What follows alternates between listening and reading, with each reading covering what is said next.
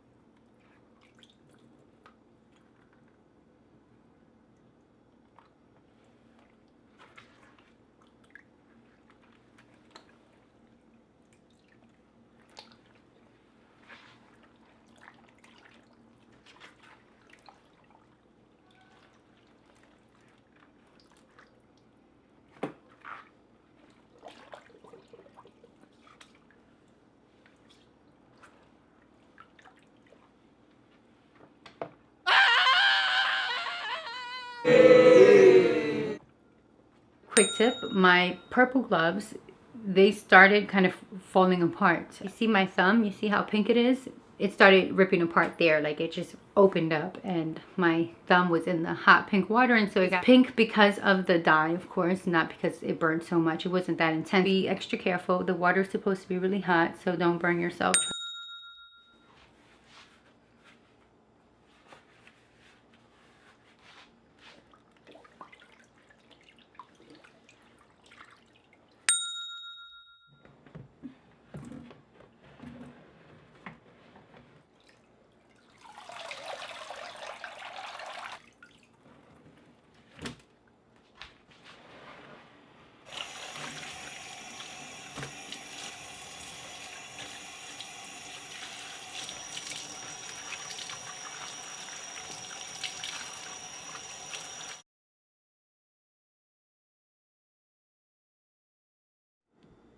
I'm going to conserve or reserve the pink dye water so that I can dye other things around my home, like this here cropped white top that I've never worn. I never even showed it to you all because this is so Instagram to me that everyone has seen it a million times. So I'm going to dye it pink and take a really cute photo of this top and the pink skirt, style it really nicely, take a photo, and try selling it on my selling platforms. Yeah, I just don't want to get rid of the water right away because I know this must happen to a lot of you, especially immigrant children. You just have this need, this practicality that's in your veins, it's in your DNA, and you can't quite just get rid of something that still has a lot of life in it, like this pink dye water. I feel like just immersing everything I can into it just to get the most use out of it, and I know that a lot of you can relate.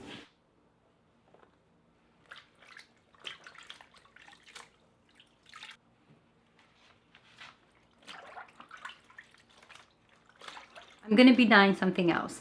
I have a white quilt that I've had for a few years. It's really comfortable. I don't want to get rid of it, but it's dingy because it's white and white ages badly. So I have to try and save it. And what I'm going to do to try and save it is I'm going to try and spray it down with some pink water. So it took two 16-ounce bottles, meaning I had to refill this once. Two 16-ounce bottles of the pink water to saturate or to add color to one side of my quilt. My quilt is probably king because though I have a queen size bed, I like the quilts to be huge and overflowing. So here's how the skirt turned out. Evenly distributed. The color is true to color, true to the color on the Dylon packet, which is pink flamingo. This looks just like the pink flamingo on the packet. The packet mentioned that linen dyes the best, that linen absorbs color the best. And so here we are. This is a linen skirt, and that could be why it's beautifully distributed. I did practice a few techniques that I thought might work to have even distribution with the skirt, because the skirt was more important to me than a lot of the other pieces that I dyed. So what I did was I let it rest in the dye water for 45 minutes, and then when it came time to rinse it out, I'm not sure if you picked up on it in the video, but I was kind of pressing down on the skirt. I was applying pressure as a way to wring the water out. I didn't twist the, you know, like this, for example. I didn't twist to wring water out because that will cause ridges, and it would cause the color to get kind of caught in certain crevices, and it would create what happened here, which was like almost like a tie-dye effect. It's not terrible, but it is something. It's not evenly distributed. You see the color there, and that is because actually I'll tell you what happened. So when I was soaking this top, this is the ruffled crop top that I said is very Instagram. I noticed this right away when I submerged the shirt. You see those little dark dots? I'm guessing that that's a stain of some sort that was invisible to the eye, like oil or something like that. So when I noticed that this was going to be an outcome regardless of what I do, I then didn't really care, and I gave it a quick dip because I didn't want it to be a really intense pink flamingo color. I can feel the sweat, so I'm trying to wipe it. So I gave it a quick dip because I wanted to control the saturation. I wanted to make sure that it was a light bubblegum pink, and that's what I got. So I quickly dipped it, and then when I saw that it wasn't worth saving, I wrung it out in this fashion with a twist rather than applying pressure here. So like I said, I just squeezed the water out of it, meaning that it stayed pretty heavily soaked with water when I laid it out to dry. I laid it out on my windowsill, and it was, you know, it still had a lot of water on it, but I did the best that I could, and I'm really proud of the outcome. I think it worked. I think it was really smart for my instincts to kick in like that, and to make sure that it didn't have like a tie-dye effect. Anyhow, that's the skirt. You just saw the little ruffled crop top here. I don't know if I'm going to try and sell it. I think I'm just going to donate it to the Goodwill. I think that, I don't know, I don't think anyone is going to want to buy it with the spotting, but maybe because it does have a cool look, you know, like a carefree tie-dye kind of scenario, so it does look cool. So like I said, the The packet mentioned that it will not dye over synthetic fabrics, and that's what we have here. I tried dyeing this tank top, and you see the straps. The straps are synthetic and they're white, and they remained white. So from the moment that I immersed this top into the pink water, I noticed that the straps remained white. So again, I didn't care about the outcome of this tank top because I didn't want to wear it like this. I wanted the whole thing to be pink. So I quickly dipped it, and then I wrung it out, and that's why it has a bit of like a tie-dye effect. It's really light, but it's still there. Also, it's very important that you lay it out flat. It's important that you lay it out flat because if you lay it out, let's say you lay it over something and it falls like this, you see the creases that occur there, the color will get caught up there. The majority of the color will get caught up there, and that's where you'll have the intense pink, and everywhere else will be a lighter pink, like a tie-dye effect. I also dyed a few cotton rags, and I had to wring it out. It was really heavily soaked, so I don't really mind that it has a bit of a tie-dye effect. It's fine. As you can tell, I used this actually to submerge my silk tank top, which I'm going to show you next, because it kept kind of popping out of the water. You know how sometimes it collects air and it pops out of the water? That kept happening, and so I had to use this rag to hold the tank top down. Anyhow, so it's really, really pink. It gathered a lot of color because it had, you know, I left it there for about 15 minutes. So the longer you leave it in the water, the more intense the color you'll get. Well, actually, the more true to color you'll get, meaning the color on you have higher chances of getting the color on the packet. That becomes the true color. Anyhow, this was something I quickly dipped. This is another little rag. I got it free from Trilogy when I bought their face cream like a year ago. And here is my silk tank top. So silk does dye. The Dylon packet did mention that it can dye silk, but this was submerged for 15 minutes. The original color was a nude color. I didn't take a photo of it beforehand, but I'm sure I've shown you this in past thrift hauls. So so if you go back in my videos, you'll see that I have, you'll see the color, which is just a really light nude color.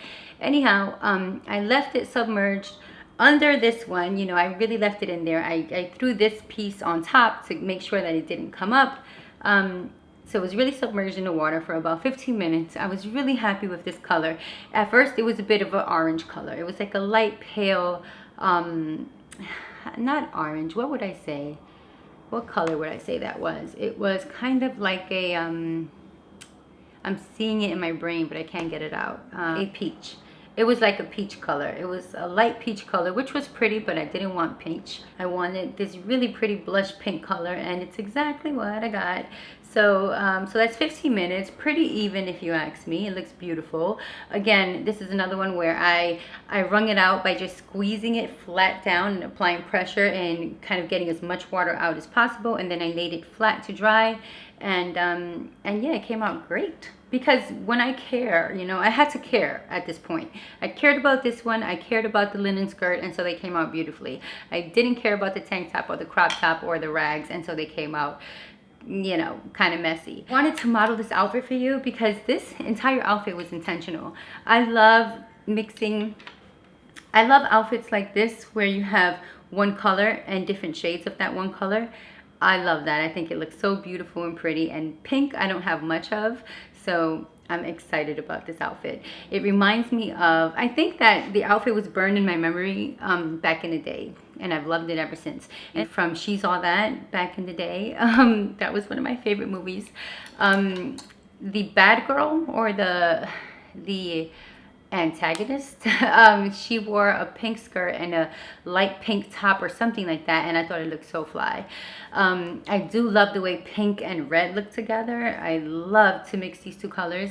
In my Christmas video, Christmas or Valentine's, I'm thinking of both because I used the skirt for my Christmas lookbook, and then I used the skirt and the red skirt and the pink shirt in my Valentine's lookbook. Anyhow, I mentioned in that lookbook that I love wearing red and pink together, and I do. Anyhow, this shirt, also the one I'm wearing now, was white. I dyed it along with everything else. Again, I dipped it in really quickly. It now is like a bubblegum pink color. It's only 60% cotton, and then it's spandex, and I can't remember, but I'll write it in the screen. Anyhow, it came out pretty even. I like it. It was a white tank top. It's one of my favorite tank tops because of the V cut. But it was getting dingy, so I had to fix it. Anyhow, oh wait, one more thing. The quilt. Okay. So I don't have the quilt to show you right now because it's in my tub. Okay, it was fine, right? You saw it. I inserted the video. It was a really soft pink, but I had so much of the dye water left, and I need a little help when it comes to stuff like this. I couldn't just get rid of the dye water, so I grabbed the quilt from the floor, I threw it in the tub, and I poured the dye water over it, and I left it there overnight. And so when I woke up, it had all these really intense pink flamingo spots, and then it had the light pink everywhere else. So now I know it's going to be spotty, but I don't mind because it's not dingy white anymore, and the goal was to save it, and I needed that dingy white to be gone in order for me to be able to look at it on a regular basis. So goal accomplished. Anyhow, that's it. I hope that you enjoyed this video. I'm going to style this for you in a video to come, in the future. I can't do it right now because I gotta go. I literally have 10 minutes to get out of here. So yes, this is the outfit we were going for. We got it. Everything else is sort of like a bonus. And I'm happy that I learned so much so I can give you all these tips, especially the wringing out tip. I think that the wringing out technique is very important to make sure that you don't create those creases, those tie-dye looks. If you want an even application, I suggest you lay it out flat and just, again, squeeze, squeeze, squeeze until you get the water out of there, and possibly bend like this, and then squeeze, and then open again and squeeze in the sink so the water could go down the drain. Yeah, that's my technique. Again, the longer you dip the product into the clothing into the dye water, the more intense color you'll get. And yeah, those are my tips. So I hope that you enjoyed this video. It took me 2 days to make it. My house was a mess, but I made it work. Anyhow, thank you again for watching. I will be, I'll be seeing you around in my videos as usual. Thank you again for watching, and have a nice day.